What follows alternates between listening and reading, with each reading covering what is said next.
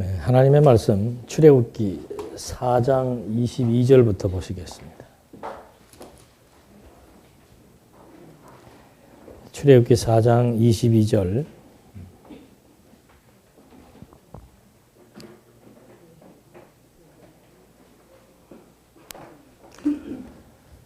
너는 바로에게 이렇게 말하기를 여호와께서 이렇게 말씀하신다. 이스라엘은 내 아들 내 맏아들이다. 내가 너에게 말하기를 내 아들을 보내 나를 섬기게 하라 하였으나 내가 보내기를 거절하니 보아라. 내가 내 아들 내 맏아들을 죽일 것이다 하라. 23절까지 말씀 봉독해 드렸습니다.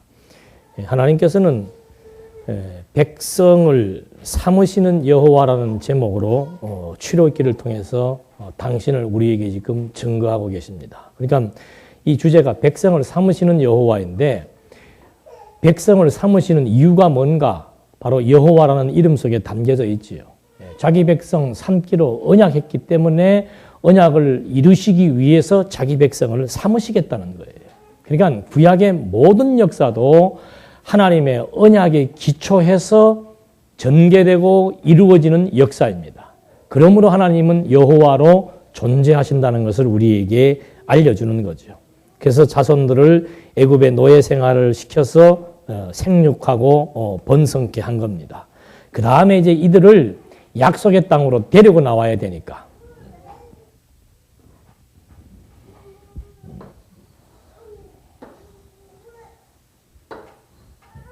여기가 가나안 땅. 하나님께서 최초로 이스라엘 조상인 아브라함을 불러서 언약한 곳이고 언약해서 큰 민족을 이루고 또 살 땅의 지경까지 다 알려준 겁니다. 근데 그 언약대로 이스라엘 민족을 아브라함에게 약속하신 대로 이스라엘 민족을 애굽에 보낸 겁니다. 애굽에 보내어서 아브라함과의 약속대로 400년 동안 애굽에서 종살이를 시킵니다. 또 그 언약대로 400년 종살이 가운데서 생육하고 번성하게 합니다. 그렇게 하신 다음에 언약대로 이 백성을 이제 여기에서 해방해서 언약의 땅인 가나안 땅으로 데리고 오셔야 되는 순서가 남은 거예요. 그러니까 지금 이스라엘 민족들을 하나님께서 열조와의 언약대로 여기에서 보냈고 보낸 기간이 차니까 이들을 여기에서 구출해서 다시 언약의 땅으로 데리고 와야 되는 그 역사적인 배경, 하나님의 언약에 기초해서 지금 하나님이 섭리를 해나가시는 거예요. 그 사실을 유대인들에게 내가 내 언약대로 너희를 내 백성 삼아서 약속한 가나안 땅으로 데리고 가겠다. 그러므로 나는 여호와이다. 그걸 지금 알게 하시려고 이스라엘 민족들과 애굽이라고 하는 나라와 이런 환경들을 통해서 하나님께서 언약을 이루어 나가시는 겁니다. 그 언약을 이루시기 위해서 이 백성들을 여기서 구출을 해야 되니까, 애굽에서 구출을 해야 되니까 이스라엘 백성들을 애굽에서 구출해 내야 되는 지도자가 필요한 것이었죠.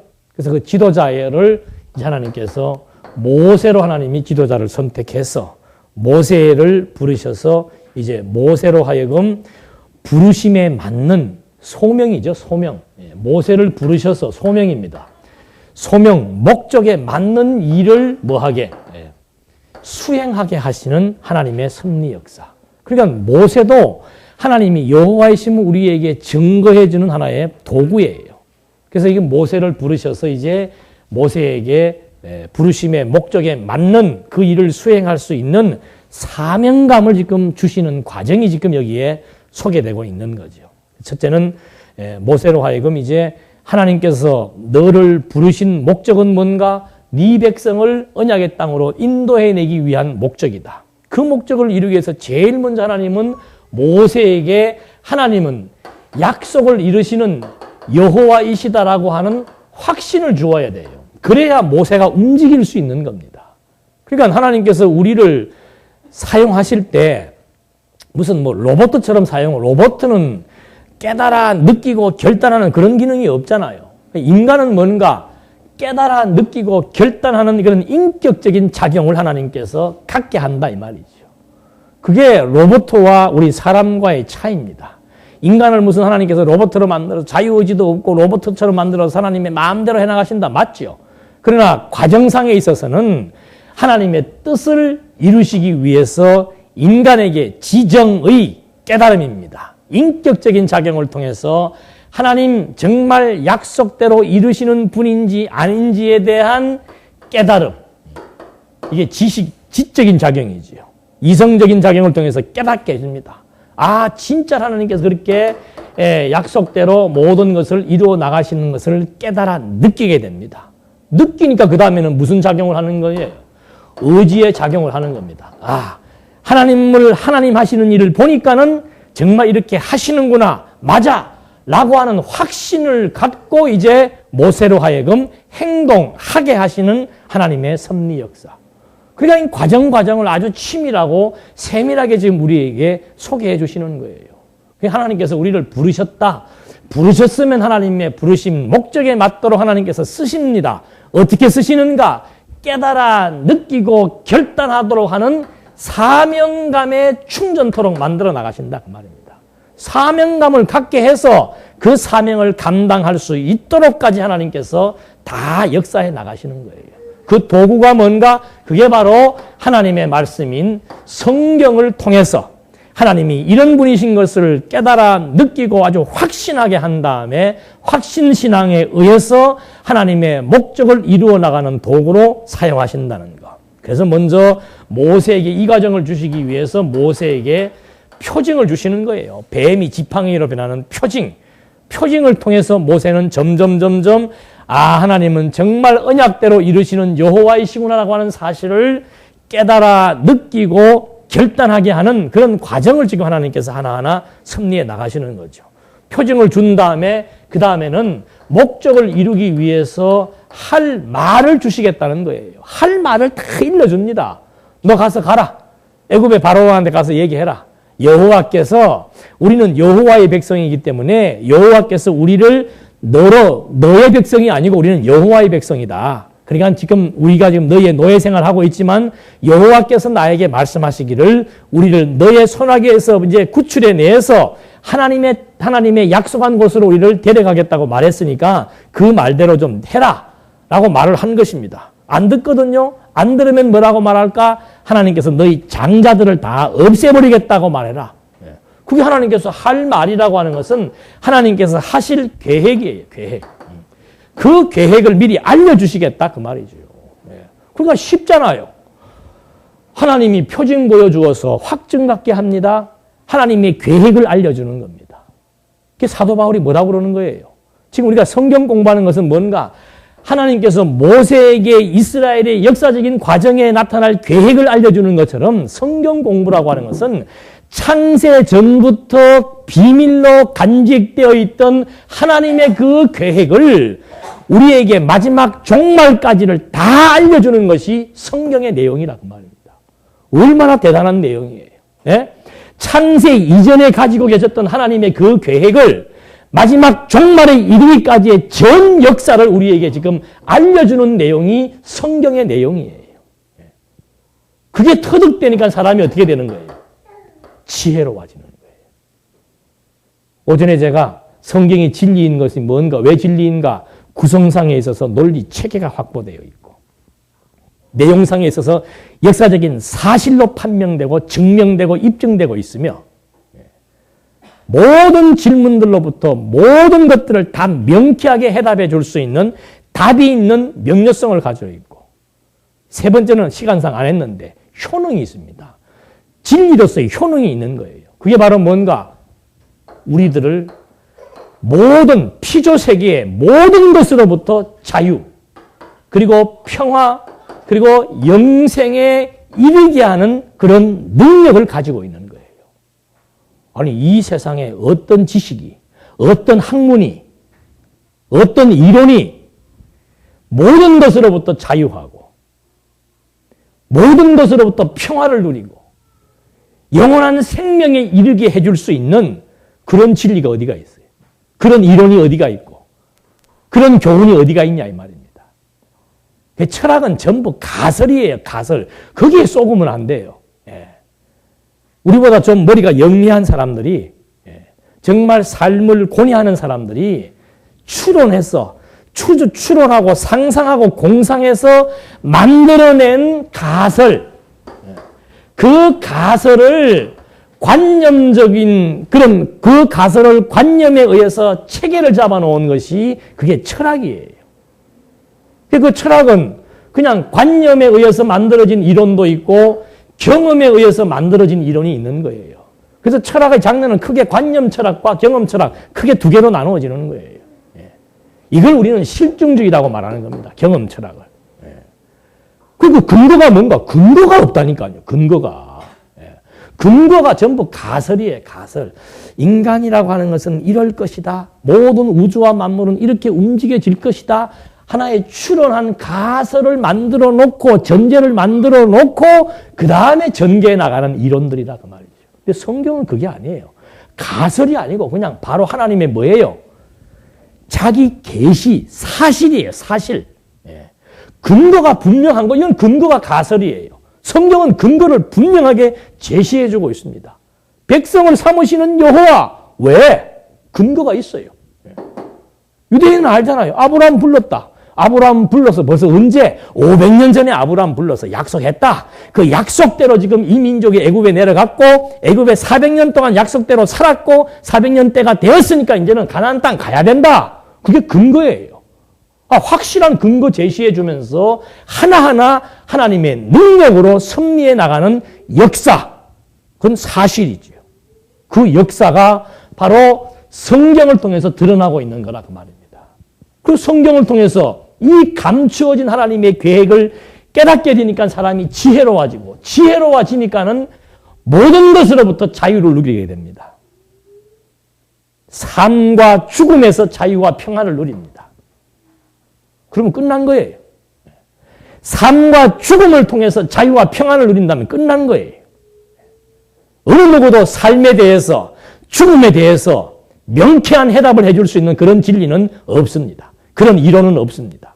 성경은 하나님의 계획을 우리가 알고 나서 보면은 인간의 삶이 무엇이고 인간의 죽음이 무엇이고 세계가 무엇이며 역사가 무엇이며 모든 일에 대한 의미가 무엇인지를 정확하게 포착하고 해석할 수 있도록 만들어내는 엄청난 효능을 지니고 있는 겁니다. 진리가 그래서 우리를 자유케 합니다. 진리로 말미암아 우리가 영원한 생명을 얻게 되는 겁니다. 이 비밀을 지금 우리가 일주일에 2시간 공부하는 거예요. 이 비밀을. 더 빨리 알고 싶으신 분들은 얼마든지 알려고 하는 마음만 먹으면 알 수 있는 거죠, 이제는. 그래서 지금 하나님께서도 하나하나 아주 치밀하고 자세하게 설명해 주는 겁니다. 당신 할 말, 당신이 계획이 있으니까 할 말을 미리 매고해 주는 거 아니에요. 계획이 없는데 어떻게 할 말을 미리 말해 줍니까? 당신 계획 다 있습니다. 그 계획을 증거해 주는 원리가 언약과 성취예요. 언약과 성취. 그것도 누가 만들어낸 게 아니에요. 있는 거 찾은 거지. 새롭게 누가 개발한 게 아니란 말입니다. 그냥 성경이 말하고 있는 원리를 그대로 찾은 거예요. 그러니까 그것이 객관적이라 그 말입니다. 어느 한 개인의 주관적 견해가 아니고 성경이 가지고 있는 그 원리, 이 계획을 하나님께서 우리가 진짜 다 확인할 수 있잖아요. 아담에게 언약한 대로 아브라함에게 언약한 대로 지금 구약 역사가 아브라함의 언약한 그대로 전개되고 있잖아요. 그거 확인 안 되면 답답하지 않으세요? 나는 이거 확인 안 되니까 진짜예요. 잠을 잘 수가 없어. 잠을. 밥 먹으면서도 확인하고 심지어는 자면서 꿈에서도 확인하고 답답해서 견딜 수가 없어요. 성질 급한 것이 이럴 때는 도움이 되더만요. 우리는 성질이 급해가지고 이거다 싶으면 이거 확인을 안 해보면 궁금하고 답답해서 견딜 수가 없는 거예요. 그게 확인이 되어야 언약대로 이루어진 사실이 확인되어야만이 모든 것이 다 풀어지는데 이 광대한 하나님의 계획을 모르니까 이렇게 하면 이렇게 될 것 같고 저렇게 하면 저렇게 될 것 같고 이러니까 기분 나쁘고 저러니까 기분 좋고 그냥 순간에 웃고 순간에 우는 정말 힘든 인생 살 수밖에 없는 거예요. 그러나 이 시작과 끝을 아는데, 영혼을 아는데, 성경에서 중요한 단어 두 가지가 있습니다. 하나는 이 하나님의 계획을 우리에게 풀어주는 원리인 언약에 대한 개념입니다. 둘째는 하나님의 본질을 우리에게 설명해주는 영혼에 대한 개념이에요. 철학자들도 영혼에 대한 정의를 못 내립니다. 정의요? 사전적 정의요? 끝없이 가는 것이 영혼이라 그래요. 끝없이 가는 것이 아니에요. 그러니까 윤회가 나오는 거죠. 영혼이라고 하는 것은 시작과 끝을 초월한 세계입니다. 이것도 무지무지하게 어려운 얘기예요. 시작과 끝을 초월하는 걸 경험을 했었어야 알지. 성경을 통해서 이 지혜가 터득되지 않으면 이 개념이 들어오질 않습니다. 이 개념 터득되면 그냥 삶이 곧 죽음이고 죽음이 삶이고 있는 것이 없는 것이고 없는 것이 있는 것 되는 거예요. 그래서 지금 이 하나하나 하나님께서 이런 지금 진리의 내용, 영원하신 하나님, 그 영원하심을 우리에게 소개하는 것, 그 영원한 계획이죠. 이 계획을 우리에게 보여주는 원리가 언약과 성취라는 거란 말입니다. 그러니까 구약 성경 전체가 언약하고 언약을 이루어나가는 과정이에요. 신약의 전체가 구약의 언약대로 이루어진 이유를 낱낱이 우리에게 소개해 주는 거예요. 그러니까 10가지 언약 성취보다 100가지 언약 성취, 100가지 언약 성취보다 2000년 역사를 통한 언약 전치, 2000년보다 4000년 역사를 통한 언약 성취. 어떻게 안 믿어질 수가 있어요. 그래서 하나님에 대한 확신을 갖는 거란 말입니다. 모세보다 우리가 훨씬 믿음이 어떻게 해요? 견고해질 수밖에 없어요. 모세 때는 모세 시대에만 국한된 확신이죠. 우리는 모세 때로부터 그리스도로부터 지금까지의 전 역사가 언약 성취의 역사입니다. 이걸 무슨 견해를 따르니 안 따르니 맞니 안 맞니 나는 이렇게 생각하니 확인을 안 해봐서 그래. 확인을 안 해봐서. 이건 주관적인 게 아닙니다. 객관적인 성경 자체의 계시 원리입니다. 그거 이제 기다 아니다 하려면 여러분들이 직접 확인해서 아니면 아니라고 반문하고 아니면 아니라는 근거를 제시해주고 하는 것이 우리의 공부란 말이에요.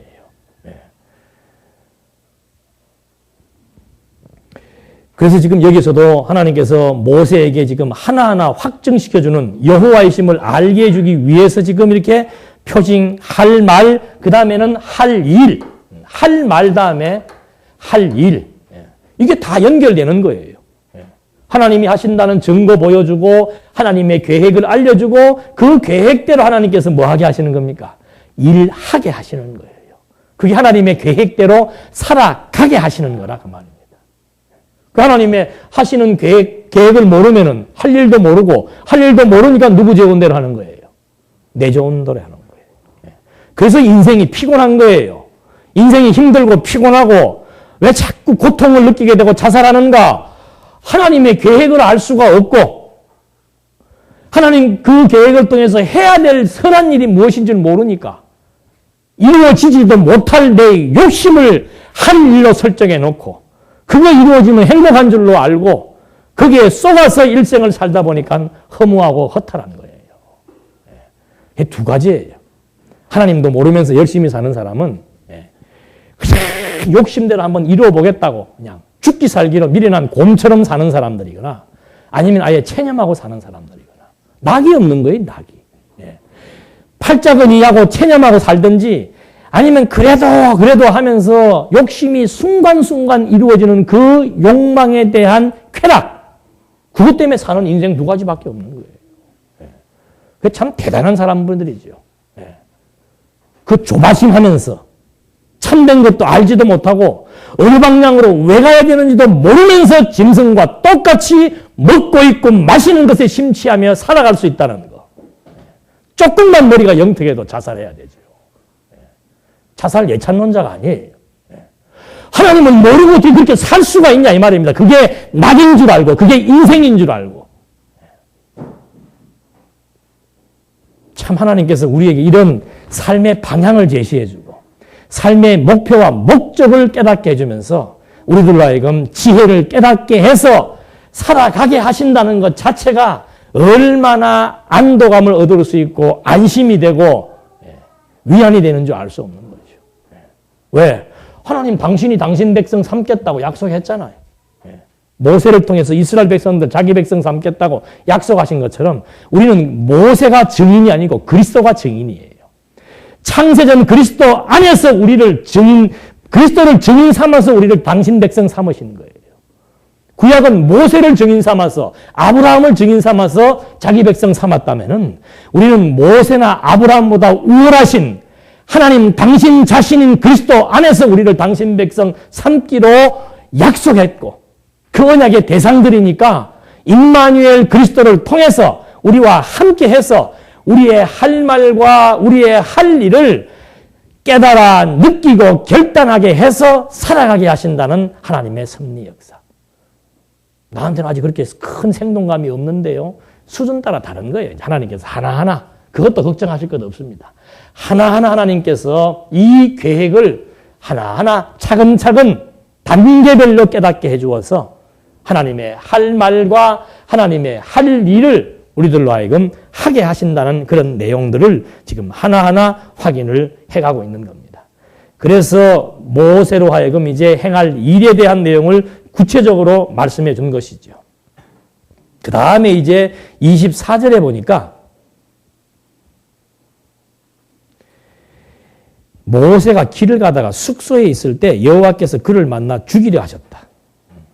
그때 십보라가 날카로운 차돌칼을 들어 그 아들의 표피를 베어 그의 발에 대며 말하기를 당신은 나의 피난편입니다. 하니 여호와께서 그를 놓아주셨고 그때 십보라가 피난편이라고 말하는 것은 바로 그 할례 때문이었다. 이게 느닷없이 이상한 사건이 나오죠. 하나님께서 표징 주었습니다. 할 말을 알려주었습니다. 그 다음에 할 일도 알려주었습니다. 그리고 걸어가는데 갑자기 하나님께서 모세를 어떻게 해요? 죽이려고 하는 거죠. 이것만 보면 하나님은 참 간파할 수 없는 분이고 변덕이 죽을 듯 하는 분이고 언제는 뭐 어떻게 했다가 언제는 죽이려 하고 그런 게 아니고 벌써 이 십보라는 눈치가 빠르잖아요. 모세에게 하나님께서 왜 그렇게 하시는지를 십보라는 금방 안 거예요. 왜 그러는 거예요? 아이고 이거 모세의 아들에게 뭘 행하지 않았다? 할례를 행하지 않았다. 할례가 왜 중요한가? 이 시점에서 할례가 왜 중요한 겁니까? 지금 이 시점에서 할례가 왜 중요한 거예요? 할례라고 하는 것은 남자의 생식기 끝을 자르는 게 할례입니다. 그 왜 하필 지금 생식기 끝을 자르는 그런 증표를 하나님께서 약속으로 주었는가? 이스라엘 민족에게 제일 먼저 하신 약속이 뭐예요? 생육하고 번성하는 거예요. 아주 현실적으로 그대로 그냥 기억할 수 있도록 하나님이 섭리해 나가시는 거예요. 너 내가 누군지를 아느냐 그 말이죠. 생육하고 번성하겠다고 약속하신 하나님 여호와이시다. 그거 지금 기억나게 해주는 하나의 방법이죠. 표징으로서 여호와 알게 해줍니다. 할 말과 할 일을 통해서 여호와 알게 해줍니다. 그 다음에 아브라함 불러서 약속했던 이 일을 그대로 이루실 것이라고 하는 생육하고 번성하게 해주실 것을 이루신다라고 하는 여호와에 대한 증거로서 할례를 시행하게 한 것이죠. 그래서 하나님께서 하나하나 이런 언약 성취를 통한 여호와의 자기 계시를 통해서 일을 이루어 나가십니다. 그러면서 27절 말씀해 보니까 여호와께서 아론에게 말씀하시기를 광야로 가서 모세를 만나라 하시니 그가 가서 하나님의 산에서 모세를 만나 그에게 입맞추었으며 모세는 아론에게 자기를 보내신 여호와의 모든 말씀과 자기에게 명령하신 모든 기적들을 알려주었다. 모세와 아론이 가서 이스라엘 자손의 모든 장로들을 모으고 아론이 여호와께서 모세에게 일러주신 모든 말씀을 전하고 그 백성들이 보는 앞에서 기적들을 행하니 그 백성들이 믿었으며 여호와께서 이스라엘 자손을 찾아오셔서 그들의 고난을 돌아보셨다는 말을 듣고 엎드려 경배하였다. 이제 일을 해야 되는데 모세가 말을 못하니까 하나님이 뭐라고 그랬습니까? 내 형 아론 붙여주겠다. 모세가 아론을 찾아간 겁니까? 하나님이 아론을 모세에게 보낸 겁니까? 신경 쓸 거 없다니까요.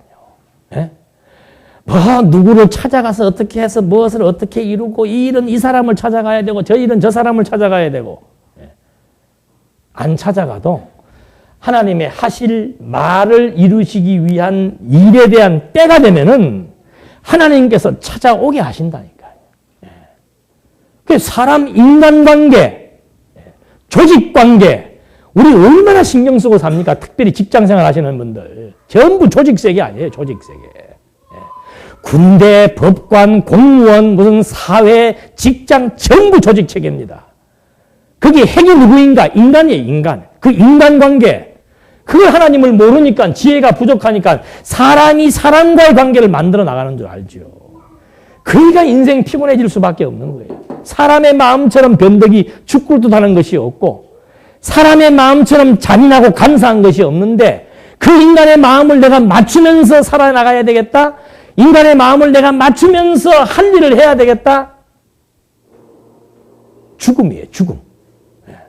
현대인들이 그래서 힘든 거예요. 연예인들이 왜 힘든가? 지금도 이번에 보니까 뭐 10대에 하나 자살했잖아요. 유서 지금 발견됐잖아요. 뭐 해야 되는가? 인간관계 크려면은 인간관계 속에서 사람의 입맛에 맞도록 시키면 시키는 대로 해라 이 말이에요. 그거 조금만 정신 바뀌어 있으면 그렇게 못하고 살죠. 정말 치사해서 그렇게 못할 일이죠. 그래도 먹고 살려면 어떻게 해야 돼요? 그렇게 가르치랍니까?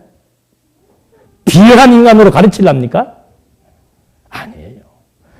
하나님 알고 살면은 하나님이 나 망하게 하시려면은 그 직장에서 쫓아내시려면은 내가 아무리 처세 잘해도 쫓겨나게 돼 있습니다. 망하게 돼 있습니다. 쫓겨나도 당당하게 쫓겨나고 학대를 받아도 당당하게 학대를 받고 왜? 하나님 여호와이시니까. 하나님께서 말하신 대로 이루시는 여호와이시니까 하나님의 때를 따라 나를 하여금 그런 일 공고함과 형통함을 겪게 해서 하나님 여호와 어떤 분이신 줄 알고 경배케 하시려고. 하나님이 아론과 모세 만나게 하잖아요. 아론과 모세 만나서 모세가 그때 가서야 이런 얘기 다 하고 아론이 백성들에게 하나님 이런 분이라고 소개합니다. 그때 그 말을 듣고 백성들이 다 무릎을 꿇고 누구를 경배해요? 여호와를 경배하잖아요. 왜?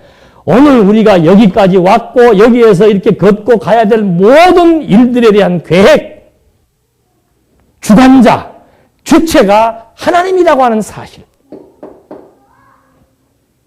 그게 깨달아 믿어지는 거. 거기에서 여호와에 대한 경배와 찬양이 나오는 거예요.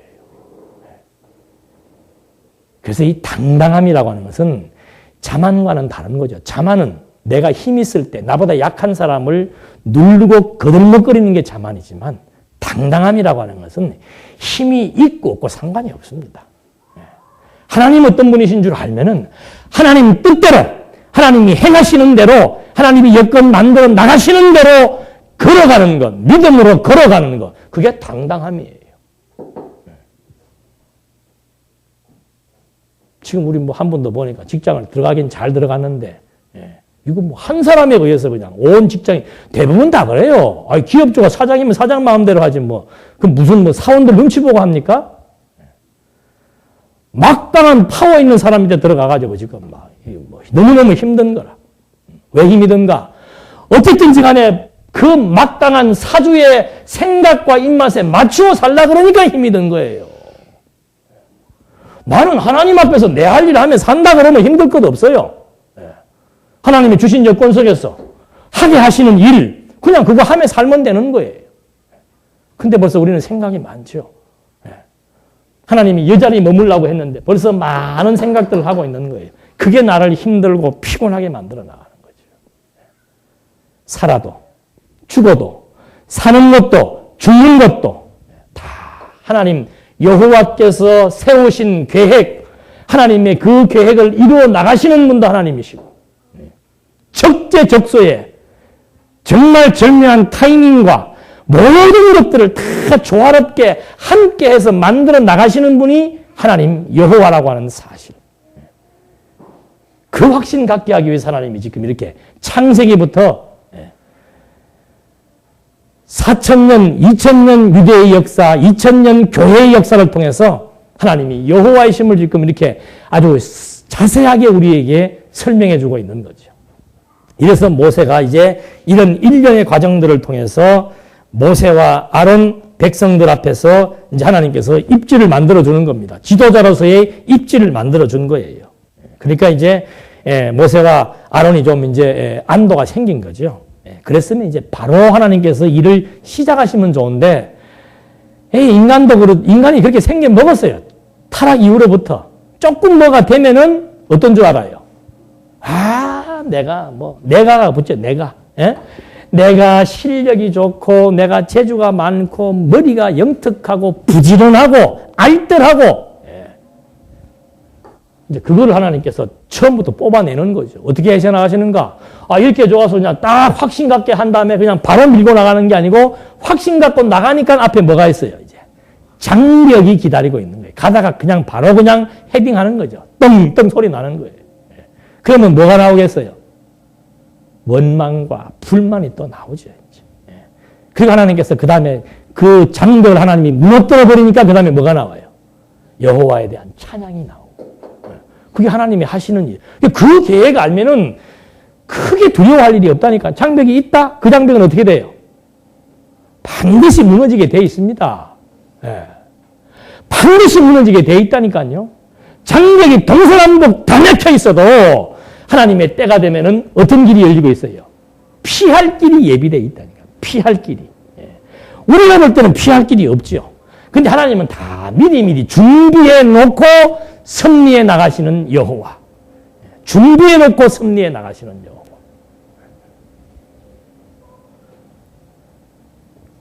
그래서 이제 5장으로부터 10장까지가 애굽을 향한 도전의 내용이 나오는 겁니다. 어떻게 도전하는가? 여호와의 명으로 도전합니다. 도전도 그냥 도전하는 것이 아니고 여호와의 명령에 따라서 도전을 합니다. 여호와의 명으로 도전을 하면은 만사가 어떻게 돼요? 형통하죠.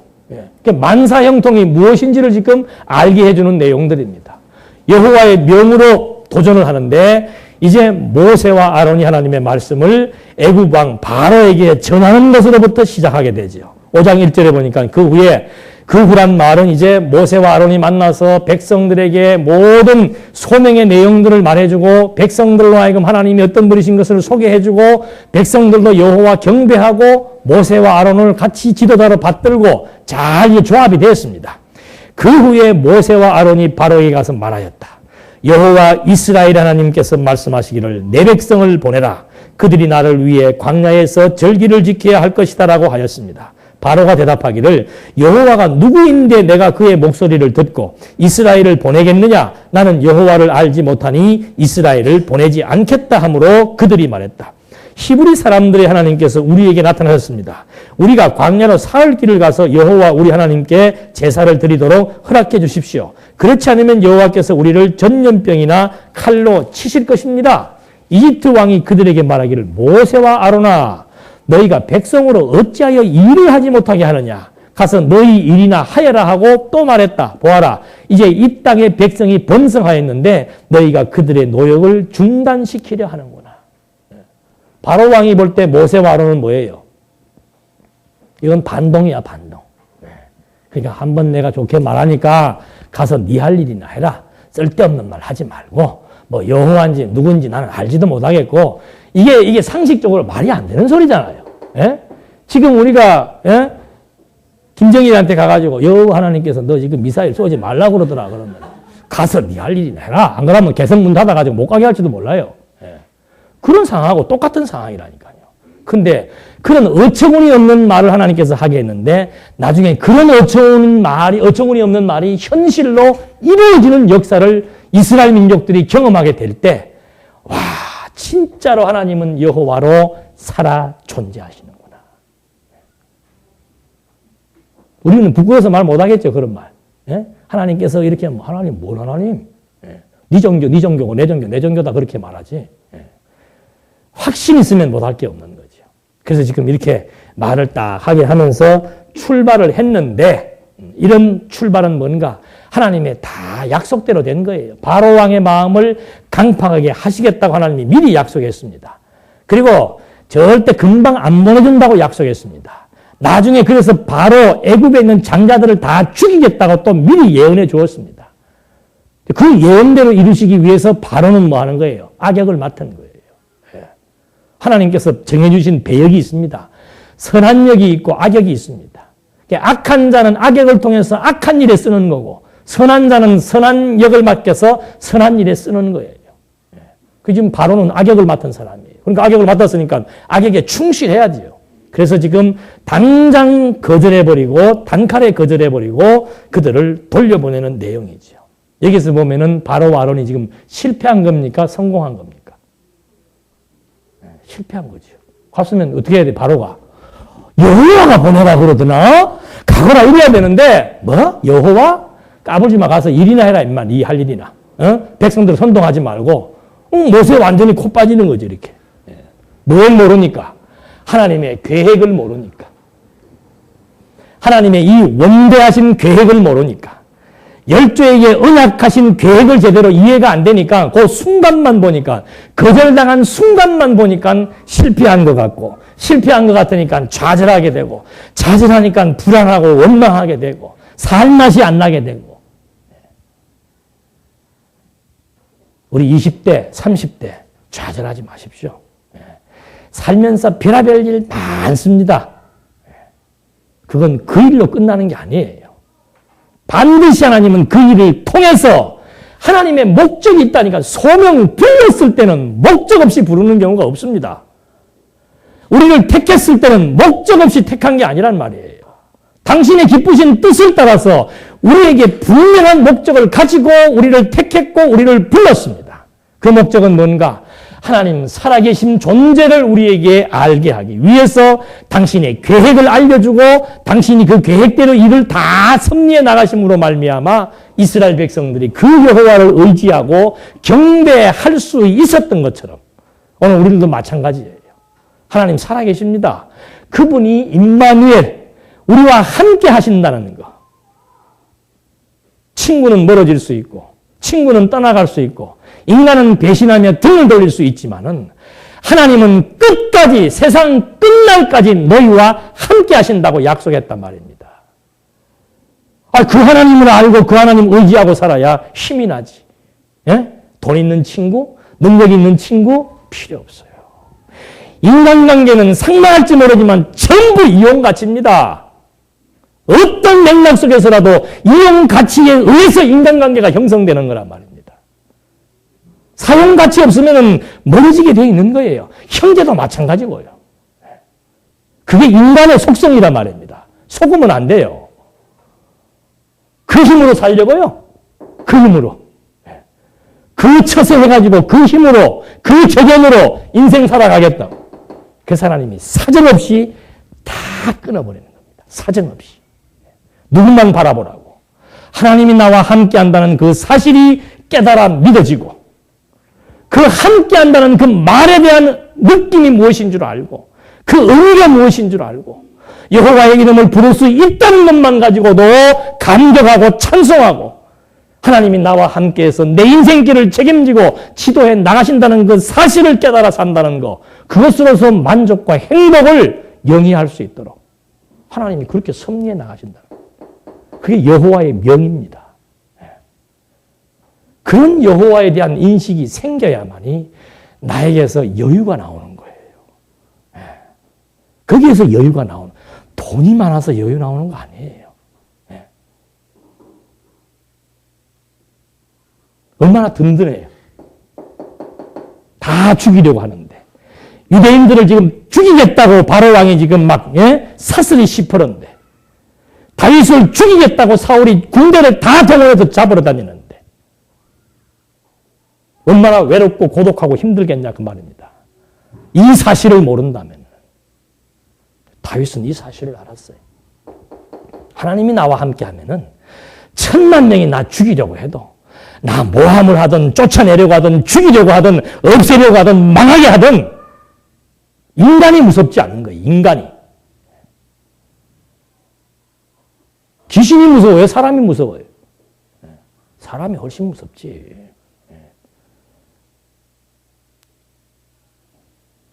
그래서 하나님 알고 산다는 거. 나의 힘이 되신 여호와요. 그래서 지금 이 사실을 하나하나 전개해 나가는 과정상에 있어서 사람의 생각과 반대되는 일을 하나님은 지금 시작을 하신 거예요. 거절을 당하는 모세와 아론. 이것도 하나님의 예언 성취가 이루어지는 사건 중에 하나였습니다. 그거는 6절에 가니까는 이제 바로가 가만 생각해 보니까는 이거 말이 안 되거든요. 예? 이집트 사람이 종으로 삼은 이스라엘 자손들의 신음소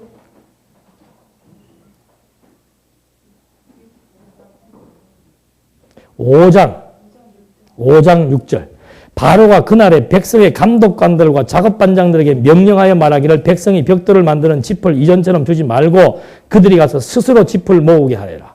그러나 그들이 전에 만든 벽돌 수요대로 만들도록 하고 그것을 줄이지 마라. 그들이 게을러서 외치기를 우리가 가서 우리 하나님께 제사를 드리자라고 말하니 이 사람들에게 일을 더 힘들게 시켜 그 일만 하게 하고 거짓말을 듣지 않게 하여라.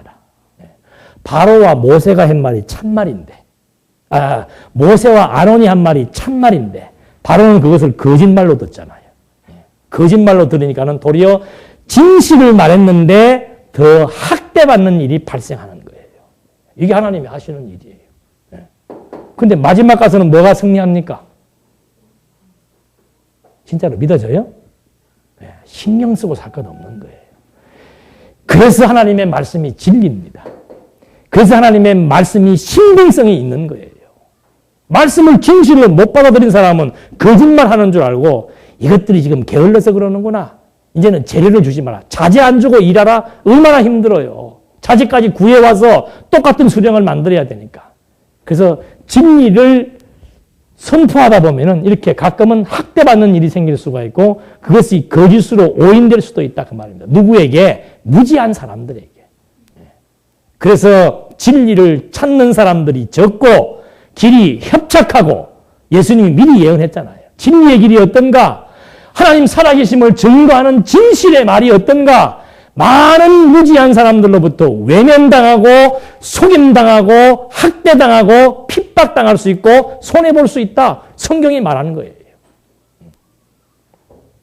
이렇게 하나님께서 도리어 애굽 왕 바로의 마음을 강팍해 해서 분노하게 만든 다음에 학대받도록 섭리하시는 하나님의 섭리 역사. 여호와의 명인데 도리어 거절당합니다. 그 다음에 거짓으로 오해받습니다. 그리고는 도리어 더 이전보다 더 심한 학대와 고역을 당하게 하시는 하나님의 섭리 역사. 이것으로 끝난다면 우리는 희망이 없지요. 우리 알지 않습니까? 이렇게 하더니 반드시 이 민족은 여기에서 뭐 하게 되어 있습니까? 해방되게 되어 있습니다. 해도 진실을 아무리 선포해 주어도 믿지 못하니까 하나님께서 그 다음에는 애굽 사람들의 장자를 다 죽입니다. 피를 보게 하는 겁니다. 가장 자극적인 방법이죠.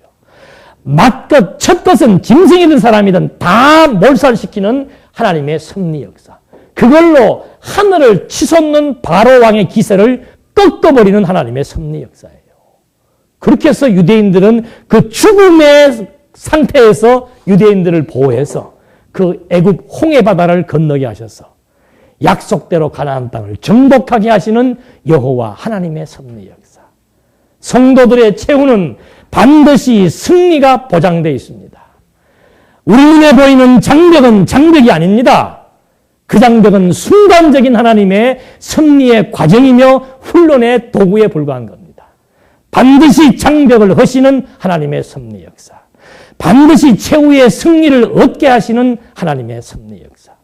그래서 우리 모두는 여호와 함께 하심을 믿게 되고 그것이 우리에게 위안이 되고 그래서 우리는 당당하게 내게 약속하신 선한 일을 향해서 끝까지 갈 수 있다는 사실 유념하시면서 흔들리지 말고 여호와 경외하는 아름다운 의미를 깨닫고 살기를 주님의 이름으로 당부드립니다. 기도하시겠습니다. 하나님 아버지 감사합니다. 하나님의 살아계심을 모를 때 하나님의 능력을 확인하지 못했을 때 우리는 동분서주하게 되고 보이는 환경에 급급하게 되고 사람들의 비위를 맞춰야만 되고 그래서 힘들고 억울하고 비열한 삶을 살 수밖에 없지만 하나님 저희에게 지혜를 주셔서 이 원대한 하나님의 계획을 깨닫게 해주셨고 하나님의 능력을 확증시켜 주셔서 여호와 의지하며 살아가는 이 삶의 진정한 가치를 깨닫게 하시니 감사드립니다. 우리 모두가 지혜로 말미암아 여호와 의지하며 살기에 부족함이 없도록 인도해 주시옵소서. 예수님의 이름으로 기도드립니다. 아멘. 412장